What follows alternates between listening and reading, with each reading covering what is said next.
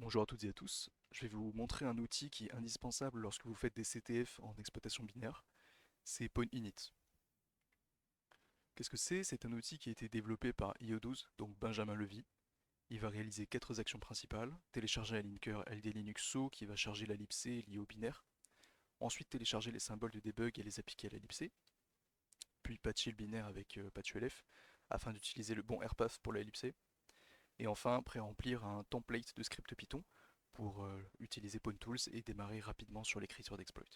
C'est absolument tout ce qu'il fait. Comment l'installer? Il y a plusieurs façons.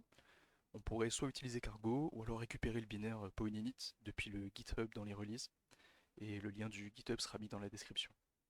Optionnellement, on pourrait ajouter le chemin du binaire à la variable d'environnement path depuis le point .brc pour utiliser le binaire absolument partout. Pour l'exemple, je vais utiliser un challenge RootMe, donc récupérer les fichiers en SSH suivants: le binaire du challenge, le linker LD et la libc qui est liée dynamiquement au challenge. Je vais me connecter à la machine distante en SSH.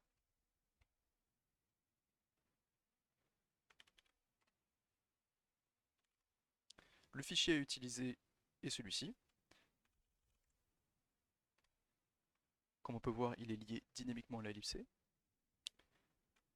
Je peux faire un LDD-23 pour récupérer le chemin de la libc et le chemin du fichier LD. Je vais utiliser SCP pour pouvoir récupérer les fichiers.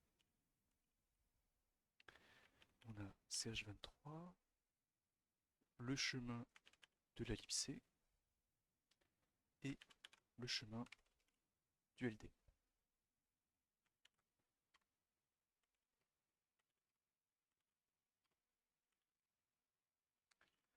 Voilà, j'ai récupéré les 3 fichiers.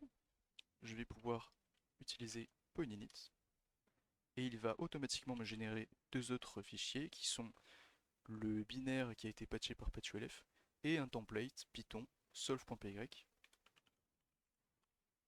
qui utilise PointTools. Et il est possible soit de débugger localement le process, ou soit d'envoyer son payload à distance. Ça a été une vidéo très courte, mais j'espère qu'elle vous aura été utile. Je vous souhaite une très bonne journée et merci beaucoup de votre attention.